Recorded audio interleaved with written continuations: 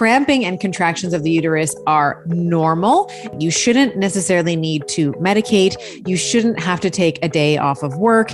It should just feel like, okay, I'm a little uncomfortable, but I can punch through this. Hey, I thought we would do something a little different this week and talk about the menstrual cycle and really do a deep dive into all of the different characteristics that we see, all of the different ebbs and flows in terms of the hormonal milieu that we go through every single month, and how we are really not little men. We are very different in terms of our hormonal constitution, our brain and our motor cortex, our learning, our emotional states, our ability to lift heavy, our ability to do burst training, and how we might think about modifying and modulating the way that we eat through the cycle. So the way that I thought would be the best way to structure this is to go through the cycle week by week and to talk about each of the different components of the cycle. So obviously talking about the hormonal changes that we see over the course of the approximately 4 weeks of our cycle, how this may change in perimenopause, and of course what happens when we are in menopause. We'll talk about that as well. And then we'll talk about in each week, what are some of the different considerations that you might consider, really, for lack of a better word, in terms of your food choices, your training choices, and how you might support stress management, brain health, and emotional health. And I will say my biases from the beginning. I like weights. So you're going to hear me talk about weights in a maybe a different context than what you have heard in the past. So I really like to talk about weights in the context of lifting heavy all the time, but modulating the way that you're lifting. So there's different ways that we can lift to stimulate the muscle in different ways, whether that's for hypertrophy or for metabolic effects, etc. So without further delay, let's start with week 1 of our cycle. So this is like the crimson tide. This is ant flow. This is, some people might call this the rag, the curse, whatever. This is the week where we are shedding the lining of the endometrium. And this is what shows up in our underwear. This is bleed week, baby. All right. So this week is particularly important as if we are anointing you the CEO of your health, it's important for you to observe your bleed this week, because it is essentially a hormonal report card. It's going to basically tell you how well you have managed your stress, how well you have managed your body over the course of the last month. And just as a point of note, your menstrual cycle in its totality, but very specifically the characteristics of your bleed week, are a vital sign. So optimizing for the best cycle possible every month, irrespective of whether you want a baby or not, is going to be vital to your health and well-being as a woman. So let's talk about our hormones. So all hormones are low in this week. This is technically in the follicular phase of your menstrual cycle. So generally your menstrual cycle is broken up into follicular phase and luteal phase. The first 2 weeks are follicular. The last 2 weeks are luteal. And we know that the menstrual cycle starts, so day 1 of your cycle is the first day of your bleed. All hormones are very low at the beginning of the week, particularly the beginning of the week. So we will see that they will begin to rise as we go through this week. And one thing that I'd like you to consider, especially if you are someone who is doing any testing, if you're either a practitioner who is testing her patients, or you are a client trying to just figure out your period, we want to be looking in the first couple of days of your period. If we're doing any lab tests, let's say, this is where we would be looking for the FSH to LH ratio. So what do all those letters mean? FSH, follicular stimulating hormone, does kind of what the name implies. It is stimulating the follicles. That is the job of FSH. Follicular stimulating hormone in the follicular phase will be developing the follicles, and there will be one chosen one with the egg housed within it that will be released around ovulation. Luteinizing hormone is only kind of shows up right before ovulation, and it's involved in a woman's menstrual cycle to help release the egg from the follicle. Now, we don't test the luteinizing hormone right before ovulation. We test it right at the beginning of the menstrual cycle. So ideally, you would test on day 2 or day 3 of the menstrual cycle. You're looking at both luteinizing hormone and follicular stimulating hormone. And what you should find if you're doing any lab testing is a 1-to-1 ratio between both of these hormones. And this becomes important if you are a woman, let's say, who has polycystic ovarian syndrome. You will see that those ratios are going to be off, and your luteinizing hormone levels are going to be much higher, in the order, like 2 to 3 times higher than that of follicular stimulating hormone. And there's a whole bunch of reasons for that. PCOS will be a topic for another day and another time. But I will say that very often with women with PCOS, there is insulin levels in the body that are often too high, or we have a hyperprolactinemia situation, meaning that the prolactin levels are also or maybe too high. That's causing that increase in LH. Okay, so back to the bleed week. So we have everything is low, save for follicular stimulating hormones. So our estrogen levels are low, our testosterone levels are low, progesterone levels are low, like everything's kind of low. In terms of how you might feel, it would be very normal for you to feel a little crampy. For the, like it might be a little achy, a little crampy in the womb, in your womb space, like where the uterus is, because what's happening is your uterus is contracting. Right? It is shedding the lining that is not going to be used, let's say, for there has been no fertilized egg. So there's no need for this endometrial lining. We are getting rid of it and we are starting anew. And for those of you that have ever gone through labor, if you've ever had babies or even, breastfeeding, you know what this feels like. I mean, to a lesser degree, this is a lesser degree than labor, but cramping and contractions of the uterus are normal in the first let's say day or 2 of starting your bleed. And, but I will say it's normal to feel achy, but it shouldn't keep you from your activities of daily living. You shouldn't necessarily need to medicate. You shouldn't have to take a day off of work. It should just feel like, okay, I'm a little uncomfortable, but I can punch through this, even though I feel a little bit maybe more sensitive. Now, in terms of movement, typically what I like to do, and I have found a lot of women resonate with this, is whatever your exercise regimen is, whether it's cardio, whether it's lifting, combination of the two, your training, if you're an athlete, I usually recommend and counsel my clients to take a day off of everything, especially day 1 of your cycle. And I always chalk it up to like being, a rest and recovery day. Instead, what I do is I often will I will walk a lot that day. So I will aim for something like 15,000 to 18,000 steps in that day. And I find that really gentle rocking, that constant motion of the sacroiliac joint is very soothing and feels very good. And just as an aside, the SI joint, when we're walking, it makes it's like a figure 8 motion while walking. And the sacrum, the sacroiliac joint, we have the sacrum that's sort of nestled in between the two ilia. It's a triangular bone, and you have the base of the sacrum, which is actually, it's a bit of a misnomer. The base of the sacrum is the top part. The apex is the bottom part. So it's like an upside down triangle.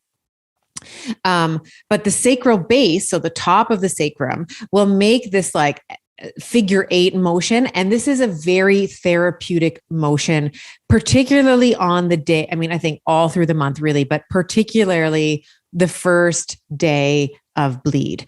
So if you feel up to it, gentle motion, like going for a long walk. If you have a desk treadmill, like I'm standing on right now, that would be appropriate as well. And you may also find as well that you may have a sleep requirement that is increased. That has there's some residue from that in week 4, like right before you get your period, you might find that you're sleeping a little bit more. And then into day 1, day 2, you may feel like maybe you're sleeping in or you're just tired and you're going to bed a little bit earlier. give yourself permission to do so. If you, that for me, I will tell you, I need to sleep usually an extra half hour to 45 minutes in the days leading up to my period, and then day 1 and day 2. It is the best. It's always the best when my period comes on the weekend, because then it's just like so much easier. I can wake up at 8 or 8:30 and then kind of get on my day. But it's such a luxury for me to do it when I'm so happy when my period comes on the weekend. But if you can't tell your period when to come, obviously. So if it comes midweek, you should be tracking that. You should sort of know generally when it's going to come. So maybe you want to go to bed a little bit earlier, 15 to 30 minutes earlier in the days leading up to, and then the day of and the day after your period starts. Okay, so we have our period starting, we're bleeding, we're in the groove of things. Now, what is happening as we go through the week? The cramping should subside, right? We're having that follicular stimulating hormone rising, as well as estrogen rising as well. And as the follicles grow, so as FSH is stimulating those follicles are now starting to make estradiol. So it's this beautiful positive feedback loop where we have FSH trying to drive up the follicles, and then those follicles are now also making estradiol. And of course, estradiol is one of the 3 estrogens that we all make, men, women alike. And estrogen in general is going to help with your sleep. And in the context of movement, we're still in that movement piece. We want to return to weights. So if you've read my book, The Betty Body, you will know that I love a cyclical approach to weight training. And in this bleed week, I always like to lift heavy. So you're always lifting heavy, but it's the rep count that changes throughout the month. And in this week in particular, towards the beginning of the week, you might aim for still a moderate amount of a rep. So somewhere between 8 and 12. I usually, day 2 or day 3 of my period, I'm trying to punch out 12 repetitions. And then towards the end of my period and the end of that week, I am decreasing the reps, but increasing the weight. So I'm like punching out, let's say 8 reps per exercise.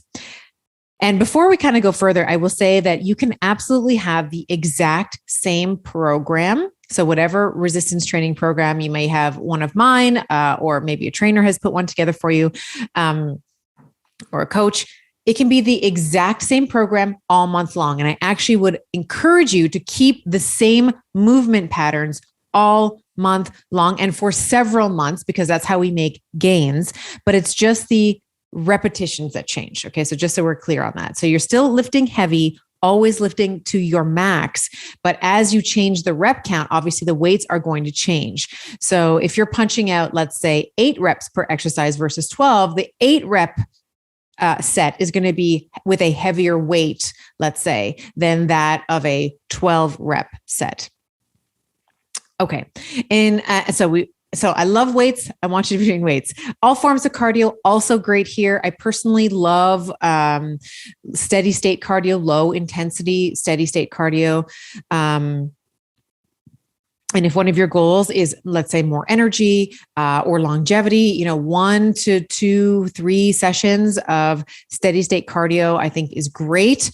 I've done podcasts before on Zone 2 training, so you can look those up, and I'll have those links in the comment section below. But Zone 2 training, really, really great for increasing energy, increasing mitochondrial efficiency, and of course, it's a very much a longevity play. If you are in it to win it, to be the favorite grandmother, as I am, Zone 2 is where it's at.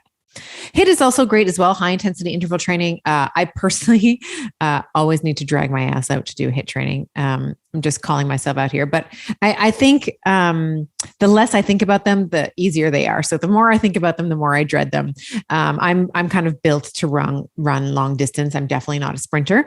But that being said, a great week for that as well, because our estrogen levels are still like in check. They're not too high. In terms of nutrition, because we are losing so much, we are losing so much iron. And I want you to think of your endometrial lining as like this 5-star hotel. Your body has put everything into it. It's put all the goods. It's put all the magnesium, all the zinc, all the selenium, all the glutathione, all the things that you need are being sequestered into this endometrial lining. And we lose it every month. We lose blood, and we lose, of course, all the things that go with it, like all the vitamins, all the minerals, all the iron, like I mentioned. So in terms of nutrition as a general concept, I really like to focus on blood building foods here. So lots of soups, particularly meat soups. So I like red meats. I like lamb, chicken thighs, like the dark meat, like, chicken thighs over chicken breast, let's say, because we know that the chicken thigh, it's a darker meat, has more iron. And this is, depending on your preference, of course, we support and love anyone. You can choose to do whatever you want, but if you are someone who is a meat eater, this is a great time to do so. This is also a great week if you are into a ketogenic style or a low carbohydrate lifestyle. This is a great time to carbohydrate restrict. It's also a great time to fast, which we'll get to in a minute. But generally, this week and in week 2, you are better equipped to deal with caloric restriction, macronutrient restriction in general, like carbohydrates. So you won't have the appetite, let's say, or the cravings that you might find in your luteal phase, which we'll get to when we get to week 3. Keto is also a really easy diet to follow this week, again, because we can handle that carbohydrate restriction. Now, of course, the caveat is if you are a woman wanting to follow a female-centric ketogenic diet, like the one I outlined in my book, The Betty Body. I have, plans and recipes, the whole shebang in there. But you generally, as a general principle, want to be consuming a lot of dark green leafy vegetables. Okay. So we will get into, and I have spoken about this extensively on YouTube and in the podcast around why green leafy vegetables are so important for female health in particular. Like the fiber, of course, fiber has more evidence, more, we'll say, literature to support all-cause mortality, colon cancer specifically. It helps with satiety, all the things. Like green leafy vegetables have a lot of fiber. They also have other compounds in them, like diindolylmethane and sulforaphanes, that really do optimize for detoxification in general. But estrogen metabolism, like sex hormone metabolism, is really amplified in the presence of some of these compounds in these green leafy vegetables. So really big proponent of the green leafy vegetables. So think of your broccolis, think of your bok choys, think of your kale, think of your arugula, your spinach, all of these things. And of course, I know that there's a lot of discussion around and debate, we'll say, around green leafy vegetables and oxalates. I would say that most people, what we're talking like 80 to 90% of the population, do really, really well with dark green leafy vegetables. We don't get calcium stones and we don't get anything like that. But if you're concerned about that, then maybe what you might consider is, instead of consuming these foods raw, you might consume them steamed, because that gets rid of, like 80, 90, upwards of 100% of these oxalates, because they're heat sensitive. So let's just bury this idea that kale is not a superfood, because it absolutely is. Let's bury this idea that we shouldn't be having broccoli every day, because you absolutely should. And you should be consuming lots of green leafy vegetables. The other thing I also want to say, and this is actually true for the whole cycle, is water. Okay. So I know that's like, okay, whatever. She said drink water. Like dehydration is a stress signal to the brain. Okay. So it will drive up cortisol levels. And of course, cortisol, when it's been high chronically, will interfere absolutely with weight loss efforts and sex hormone production and the lot. So aim for a minimum of 2 liters of water per day. That's 2 quarts if you're American. Okay, so let's talk about fasting, because I said I benched fasting, so let's unbench it now. I For reasons very similar to nutrition, I think this is also a good time to play with longer fasts. So when I say long, I mean longer than 24 hours. You might be able to fast for 24 hours without much issue. If you want to try and push a 36, you might be able to do that as well, 48 as well. Of course, whenever you're doing a longer fast, I strongly recommend that this is done with the supervision of your primary healthcare provider. So whether that's your DC, your ND, your MD, anyone who's able to monitor your lab work and to monitor your status while you're doing that. In terms of emotional health, I talk about this a lot in my book, but this is a really cool week for problem solving. I've said this before on the various podcasts that I've been on, and to anyone who will listen is, a lot of men will say, okay, I need to think about it. Women need to bleed on it. Right. We need to sort of sit in our bleed week and figure out what the problems that came up, and we'll kind of tie this together when we talk about week 4. But there's usually things that come up for you in week 4 that bother you. There's usually a boss that's bothering you, a husband that's bothering you, kids that are bothering you, a mother that's bothering you, friends, whatever.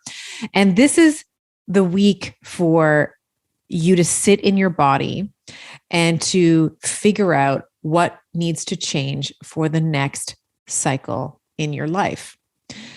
This may be, needing to set boundaries. Maybe you need to set a new goal for this cycle or have a difficult conversation with someone. This week is about figuring out the map. What's the plan for the next cycle? So that the next time I come to week 4, my husband isn't driving me mad. My kids aren't driving me mad. I don't want to chew my boss's head off, etc. And for me, I can just share, what helps me. My husband often says, like, when he's in the shower, that's when all of his ideas come to him. For me, that sort of shower-like state where you're not thinking about the problem necessarily, but you're maybe doing something else and you're allowing your mind to wander in the background. For me, it's usually a walk. Like it's usually like a midday or evening walk, either by myself, or maybe it's just I'm walking with my kids and there's like a moment of silence, or it's during a weight session. So it's often when I'm lifting weights that I'm thinking about, oh my God, that would be a really great Instagram post. Oh my gosh, this would be a really great way to, solve this problem. And it's usually when I'm not actively trying to find the solution that the solution comes. Another thing that I like to do is I actually ask myself before I go to bed at night. So kind of asking my subconscious really to take over and to kind of help sort through a problem that I'm dealing with, so that when I wake up, oftentimes, not all the time, but like 80 to 90% of the time, I have some idea on how to move forward. All right. So we've talked about exercise. We've talked about nutrition. We've talked about fasting. Let's talk about supplementation, because I always get asked this as well. Not a huge supplement person, but I do take a few foundational supplements all the time. And I will make sure that these are all linked out for you in the comment section as well. So the first is athletic greens. This is, I was talking before about why green leafy vegetables are so important. If you know that you're not going to have the time to chop up the broccoli and, steam the bok choy or whatever it is, just pop some athletic greens in some water. That's like your insurance policy for making sure you get all of your greens in. And I believe we have a discount code for you there. So that'll be in the click, and that'll be in the comments. I also will always have some type of electrolytes. This is very important if you are eating low carb. The integrity of your muscle, like sodium is very, very, very tightly regulated in the body. It's actually sodium and potassium, very, very tightly regulated compounds in the body. It's what allows the action potentials in our brain and our neurons to happen. It's actually what allows us to function. So when you go low carb, and if you're doing that this week, you can experience kind of the muscle aches and the nausea that can come along with doing keto or low carb. So one of the brands I love is a brand called Element. So it has 1,000 milligrams of sodium and a bunch of other electrolytes to help with some of that nauseating muscle ache and fatigue type of feeling. I usually take that in the morning on an empty stomach, usually before I work out. Actually, this is when I like to best take that. And then, of course, a couple other ones is vitamin D. I always, dependent on where you live, of course, and how much sun exposure you have. Natural sunlight always better than supplement form, but as a minimum, bare minimum, I'd say 2,000 international units per day in supplement form if you can't get it in sunlight. And all you need to get about 2,000 international units per day in sunlight is about 2 to 5 minutes of direct sunlight outside. So I always prefer the natural stuff. But if you're in a place like where I live, where there's 4 seasons, and on a day like today, where it's actually rather gloomy outside, I'm making sure that I'm taking some vitamin D in supplement form as well. And magnesium and omega-3. So a magnesium, I love at a minimum 400 milligrams. I usually take more than that. I take some in the morning and then I take some in the evening as well. All right. So that is week 1 of your cycle. So as a recap here, we have low hormones in the beginning of the week, and they're starting to rise. And we're going to talk about this when I talk about week 2. What happens to these hormones that are rising? What are they doing in the body? How is that affecting our brain? How is that affecting our training and our eating? And that is going to be in the next video that you see from me. It's going to be Menstrual Masterclass, and it's going to be all about week 2, pre-ovulation.